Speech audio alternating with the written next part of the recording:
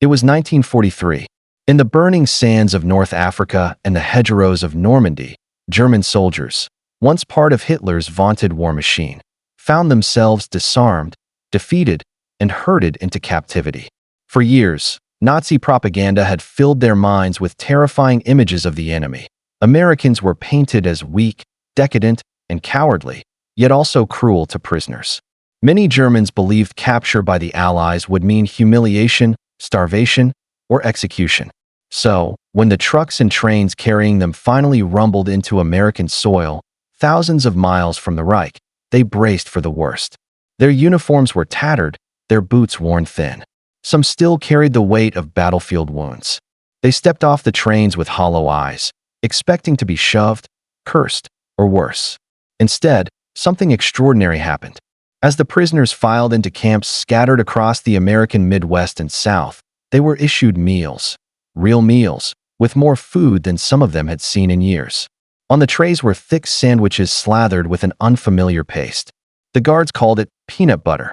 Some Germans stared at it in suspicion, poking it with their spoons. Its sticky, rich texture clung to their mouths in a way no European food ever had. Then came something even more astonishing: chocolate.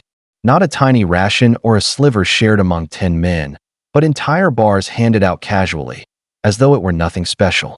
For men who had grown up in a Germany where sweets had become rare luxuries under wartime rationing, this was unimaginable.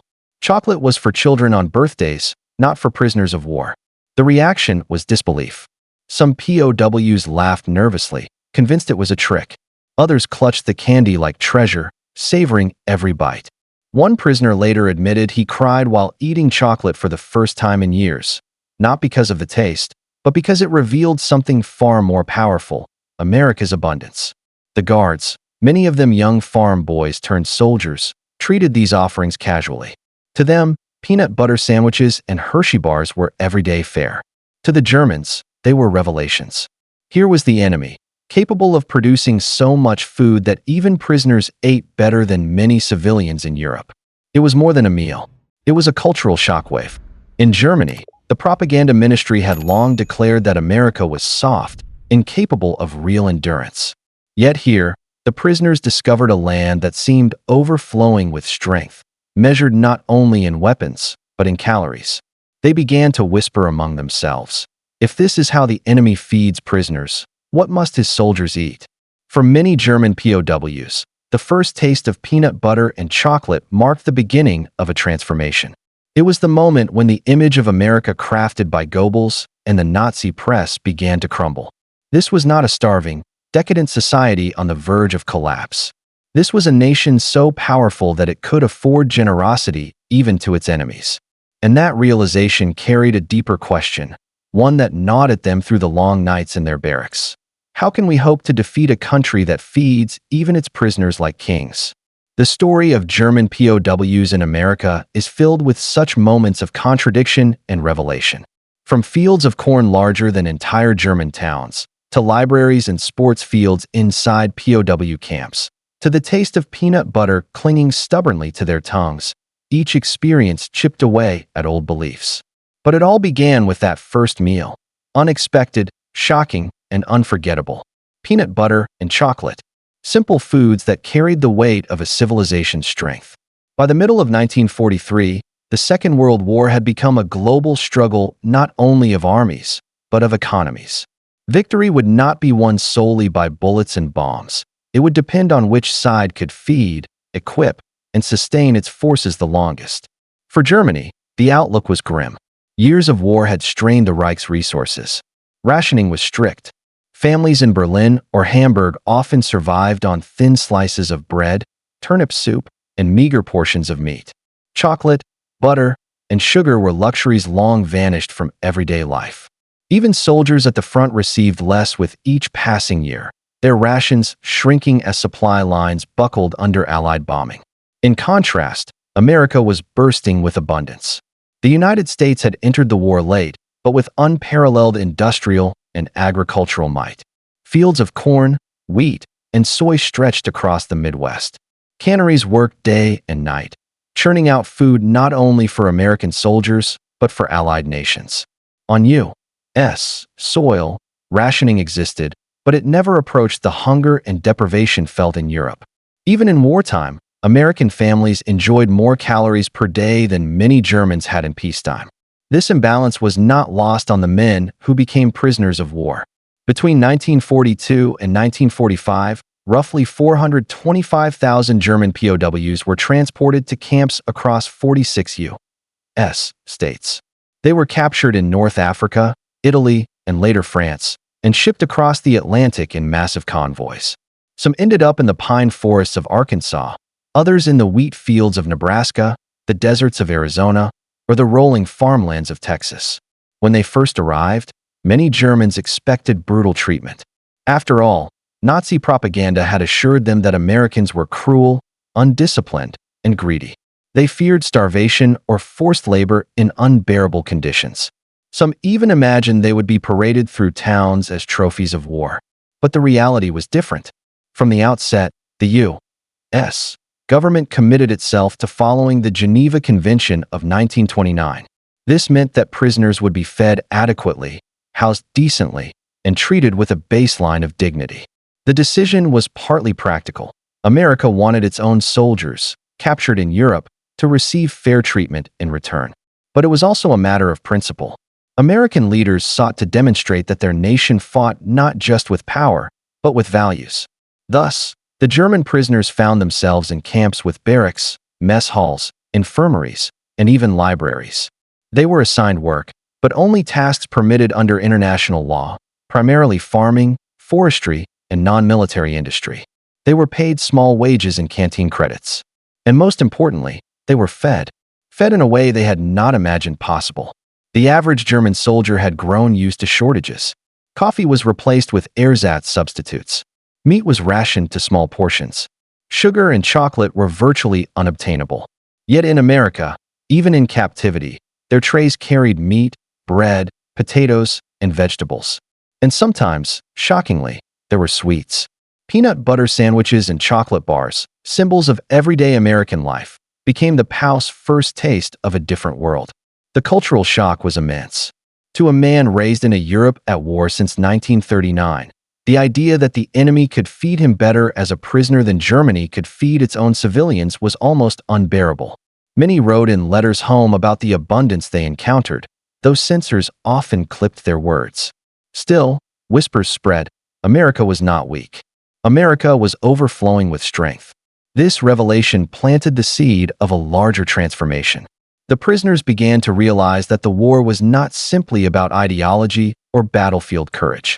It was about production, logistics, and resources. And in that contest, America's peanut butter and chocolate carried as much symbolic weight as any weapon. The stage was set for a story of contradictions. Soldiers who had fought fiercely against America, now savoring its sweets. Men who had believed America decadent, now marveling at its discipline and abundance. But how exactly did this play out?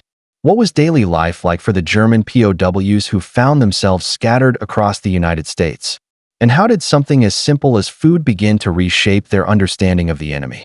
The answers began with their arrival, when train doors opened in small American towns, and captured soldiers saw a land unlike anything they had ever known. The journey to America began in silence. After capture in Tunisia, Sicily, or Normandy, German prisoners were marched to ports, loaded onto ships, and guarded by American soldiers who rarely spoke to them.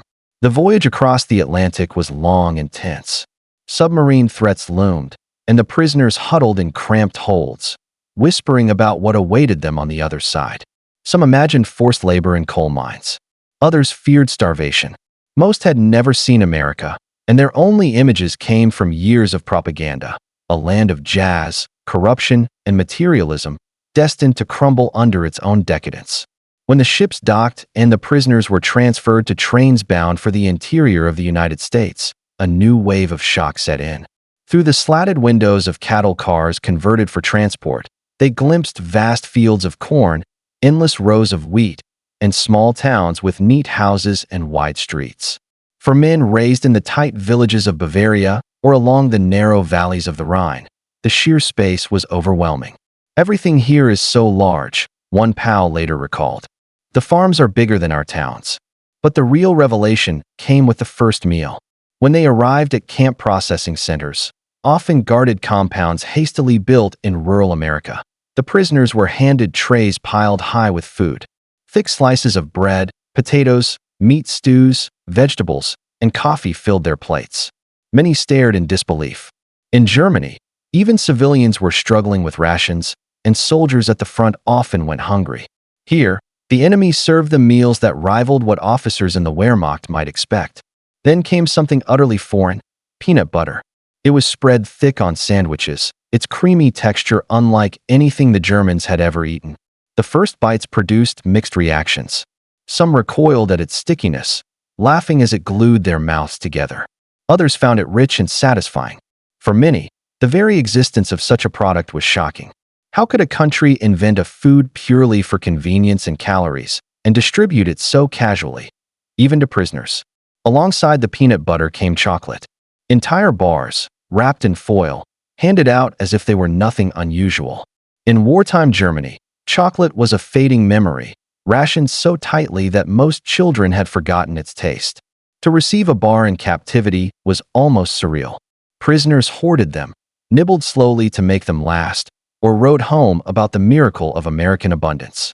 One prisoner later confessed in a memoir, "The chocolate broke me. I realized that if America could give even its prisoners such things, we could never hope to match their power." The guards treated these distributions casually. To young American soldiers, Hershey bars and peanut butter sandwiches were part of daily life, tucked into lunch pails or ration kits. To the Germans, they were emblems of an empire of plenty. This first taste of abundance did more than fill stomachs. It undermined years of indoctrination. Nazi propaganda had insisted that America was weak, ruled by selfish capitalists and corrupt politicians. Yet here, in the most basic act of feeding prisoners, the Germans encountered an enemy whose strength lay in unimaginable production. The cultural clash extended beyond food. The camps themselves, though enclosed with barbed wire and watchtowers, were not the brutal places many had feared. Wooden barracks offered warmth in winter. Canteens stocked cigarettes, toiletries, and even paper for writing letters. Medical staff treated wounds. For men expecting humiliation, these conditions seemed almost luxurious. Still, the food remained the most memorable shock. Germans compared notes in the barracks, marveling at the portions. One POW wrote that the bread alone was more than he had eaten in a day back home. Another noted that American coffee, though bitter, was plentiful, while in Germany they drank substitutes brewed from chicory or acorns. Peanut butter, however, became the symbol of America's strangeness. Some prisoners joked that it was not food at all, but a kind of glue. Others grew fond of it, asking for extra portions or trading cigarettes for sandwiches. For men who had been raised on dark rye bread and sausage, peanut butter represented both the foreignness and the richness of America. Chocolate carried deeper emotions. It stirred memories of childhood, of holidays before the war. It also provoked envy and despair. Letters intercepted by censors revealed POWs writing to families, "Here we have chocolate, while you have nothing." Some worried their words would hurt their loved ones, but they could not resist describing the shock of abundance. This disparity created an uncomfortable irony. German prisoners in America often ate better than their families back in the Reich. Civilians in Hamburg, Cologne, and Berlin endured ration cards, air raids, and hunger, while their captured sons and brothers wrote home about peanut butter, chocolate, and meat stews. The contradiction gnawed at the prisoners, forcing them to reconsider the war's trajectory. The generosity was not without resentment. In nearby American towns, civilians sometimes grumbled that prisoners were being fed too well while they themselves lived under rationing. Letters to newspapers complained that the enemy is living like kings behind barbed wire. But for the U.S. military, adhering to the Geneva Convention and maintaining humane standards was both policy and principle. America's reputation, and the hope that German camps would reciprocate for captured Americans, depended on it. For the Germans, this first stage of captivity marked the beginning of a psychological transformation. They were no longer soldiers at the front, starving and struggling. They were captives, surrounded by abundance that mocked their expectations. The peanut butter that stuck in their mouths and the chocolate that melted on their tongues became symbols of a society that was not only winning the war on the battlefield, but overwhelming it with production and plenty. The prisoners began to whisper at night, "If America can do this for us, what can it do for its own soldiers? How can we ever win against such a nation?" This was only the beginning. Life inside the camps would reveal even more shocks: libraries, sports fields, music, and work opportunities that stood in stark contrast to Germany's own treatment of prisoners. The peanut butter and chocolate were the first cracks in the wall of propaganda. What came next would widen those cracks into a collapse of old certainties. The first meals of peanut butter and chocolate had stunned the German POWs, but what followed in the weeks and months of their captivity proved even more bewildering. Life inside the barbed wire camps of America was not a nightmare of deprivation and cruelty, but a strange new world of routine, structure, and even small comforts. Inside the camp's POW camps dotted the American landscape from Texas to Wisconsin, from California to Pennsylvania. They were often built quickly, with long rows of wooden barracks, mess halls, guard towers, and barbed wire perimeters.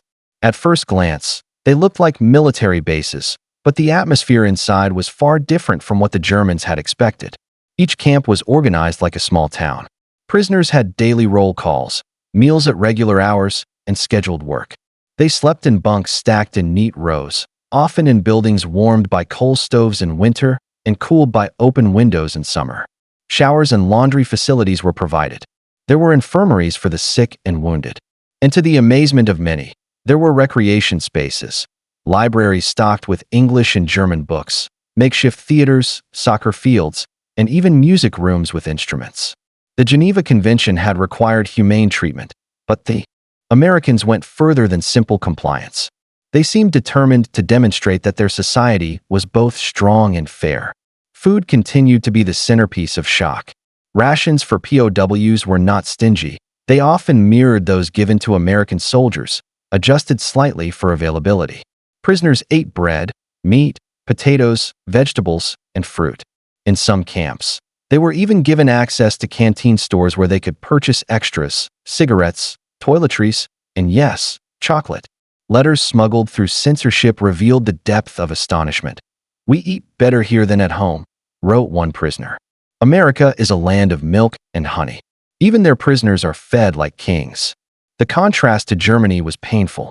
Back home, families in Berlin, Frankfurt, and Hamburg were scraping by on thin slices of black bread, watery soups, and occasional scraps of meat. The Allied bombing campaign made shortages worse by destroying transport networks. In some cases, prisoners in America received more calories per day than their own children. This irony was not lost on them. Some POWs felt guilt as they imagined their families struggling. Others felt bitterness at the Reich's failure to provide. But most could not help marveling at the abundance that surrounded them. American authorities also put POWs to work.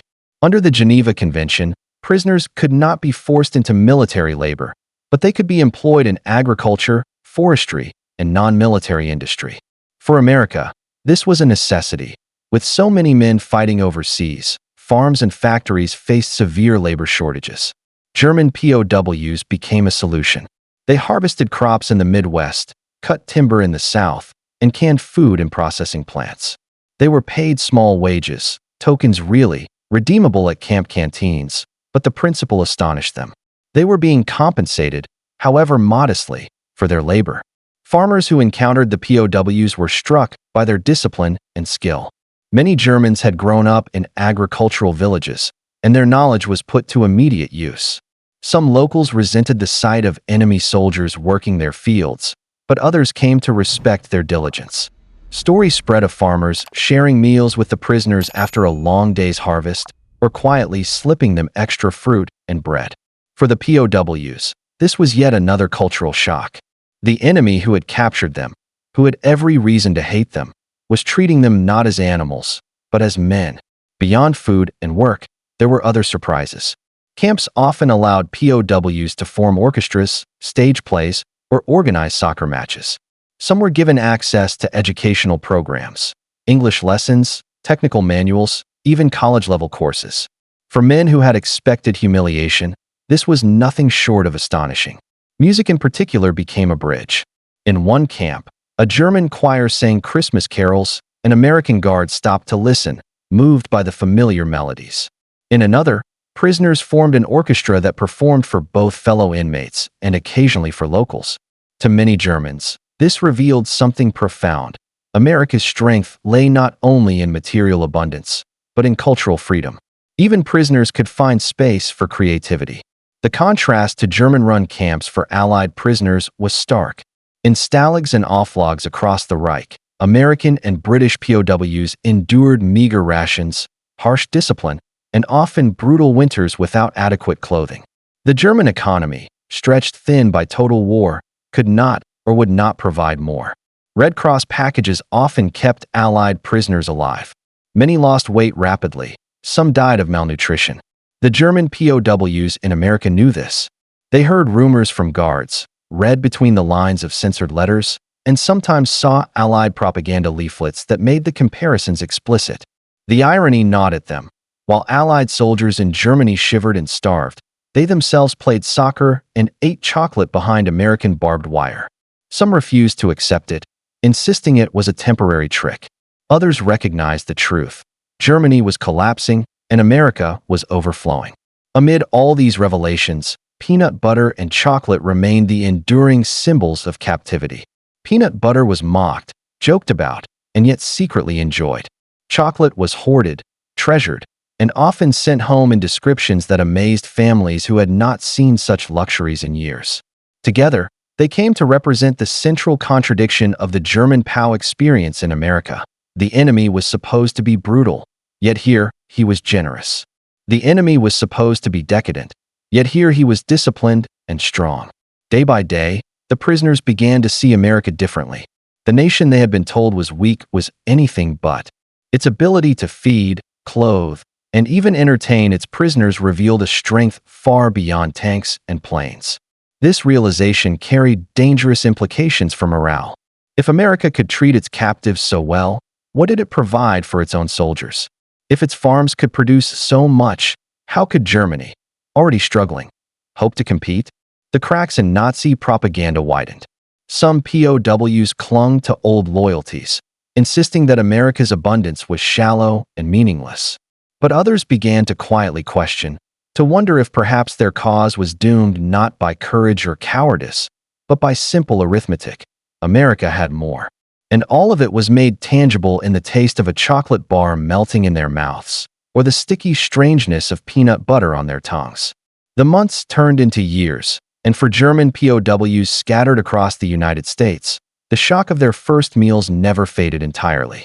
Peanut butter and chocolate had been their introduction to America, but the abundance and fairness of camp life continued to chip away at old certainties. The consequences were far-reaching, reshaping how thousands of men understood their enemy, and, by extension, the war itself. Before their capture, German soldiers had been fed a steady diet of propaganda. Goebbels' Ministry of Public Enlightenment and Propaganda insisted that America was a land of racial chaos, moral decay, and weakness. Americans were portrayed as soft, spoiled by luxury, incapable of true sacrifice. The image of the decadent Yankee was drilled into soldiers from training barracks to frontline pamphlets. Yet behind the wire in America, every meal, every work shift, every encounter contradicted those messages. Far from starving, the prisoners were well fed. Far from chaotic, the camps were orderly and disciplined. Far from weak, the nation displayed a strength so casual it could afford to waste none of its energy on cruelty. One prisoner wrote years later, "We were told America was a nation of shopkeepers, without discipline. But when I saw their order, their organization, their food, it was I who felt undisciplined. The propaganda died in my stomach."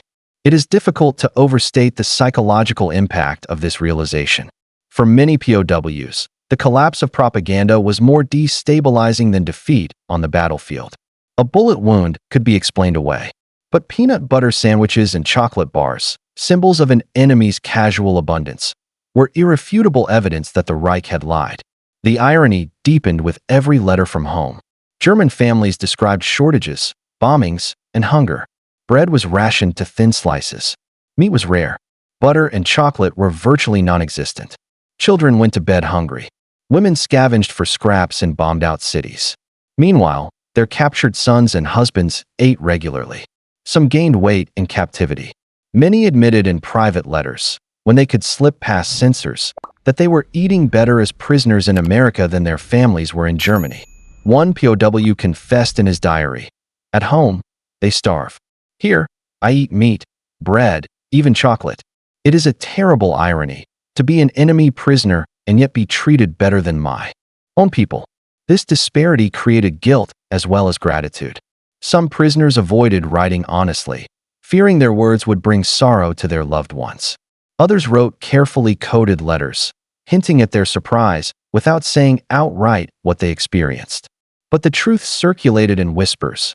America was not only winning the war, it was feeding its prisoners more generously than the Reich could feed its citizens. The consequences were not limited to food. The daily human encounters inside and outside the camps reinforced the prisoners' shifting views. Guards often treated them with professionalism rather than hatred. Farmers who employed POW labor sometimes shared meals or small acts of kindness. American civilians, while wary, occasionally engaged with prisoners, trading cigarettes for carved trinkets or exchanging cautious smiles. These interactions revealed another contradiction. In Germany, prisoners of war were often treated with suspicion or cruelty. Allied captives relied heavily on Red Cross packages to survive. Yet here, the Germans themselves, soldiers of Hitler's army, were treated with a level of dignity they had not expected. The realization was profound. Some POWs admitted that they began to respect their captors more than their own leaders. One recalled, "The Americans were fair. Our own officers lied." Which was the true enemy? This transformation carried long-term consequences. When the war ended and POWs were repatriated, many carried back memories that would quietly influence post-war German society. The peanut butter and chocolate, the work programs, the humane treatment, all of it planted seeds that grew in surprising ways. Some former POWs later became advocates for reconciliation with the United States. They told their families and neighbors that America was not the barbaric enemy of propaganda, but a land of fairness and abundance. Their testimony helped soften post-war German attitudes, especially in the West, as the U.S. shifted from enemy to ally during the Cold War.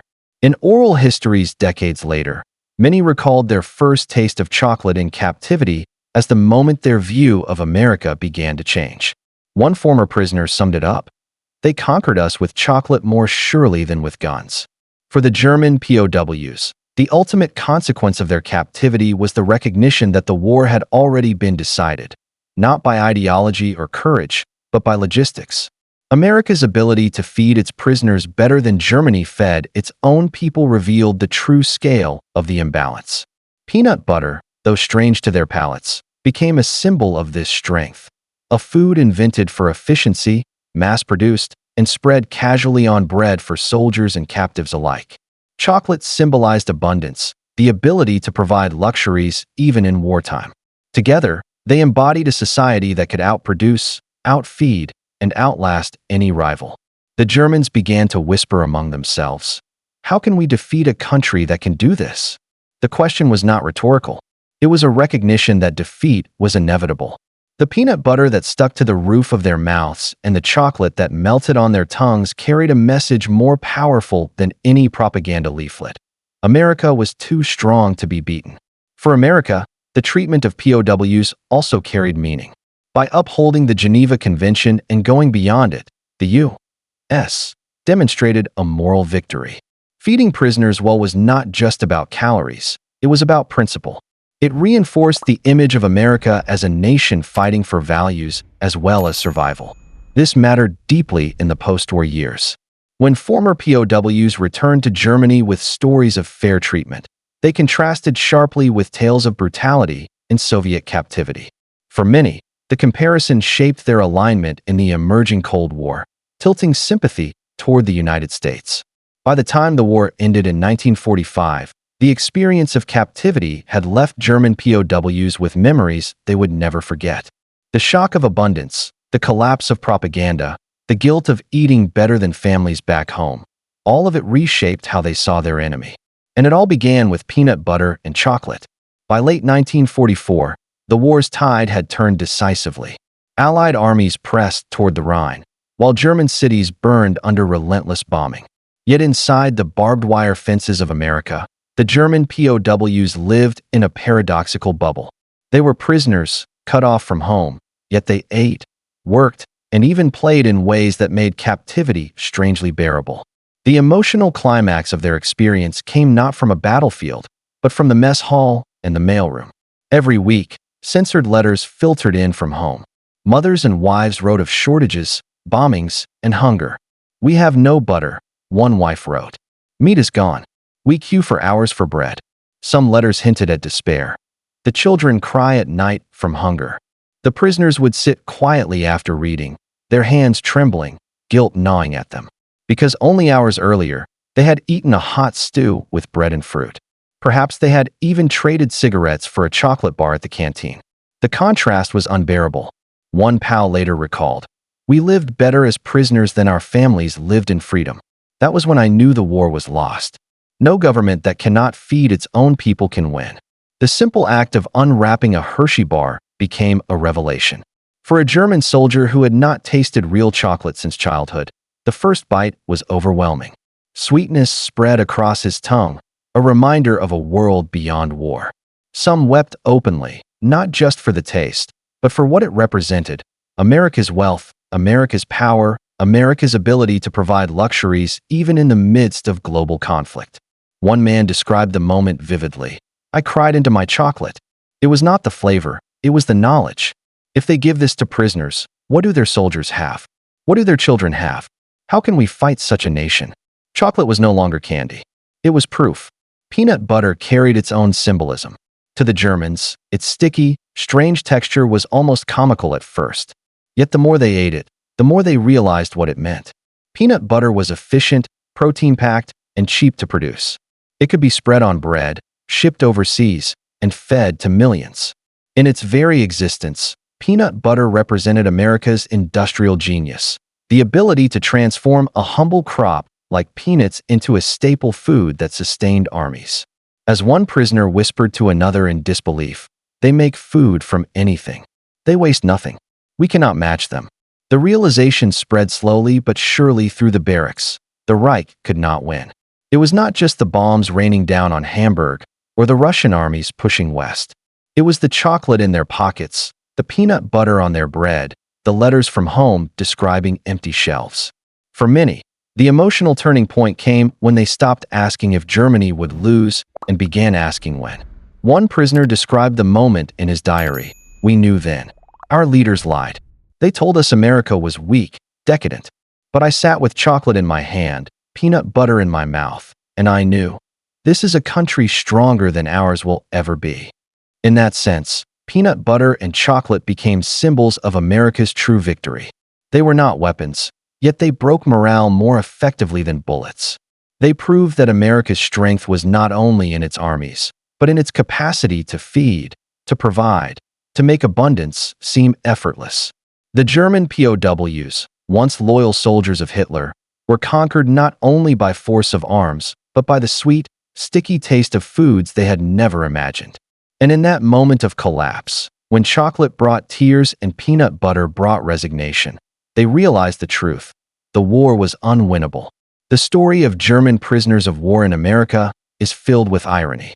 Men who had marched under Hitler's banners, who had believed themselves the vanguard of a new European order, ended up tasting defeat not only on the battlefield but at the dining table.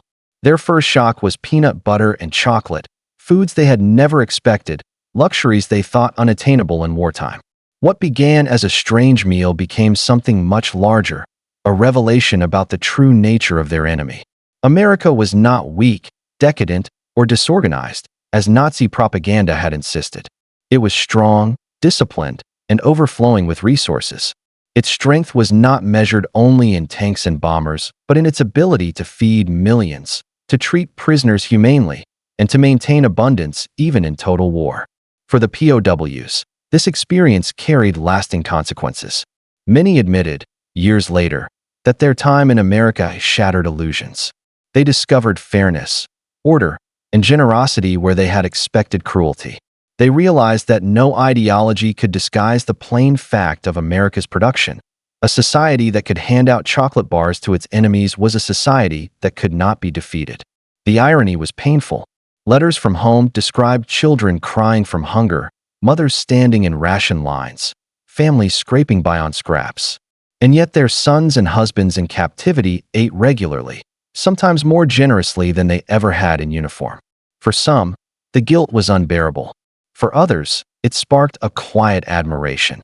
If America could provide for its prisoners so well, perhaps its system was worth respecting. This memory followed them back across the Atlantic.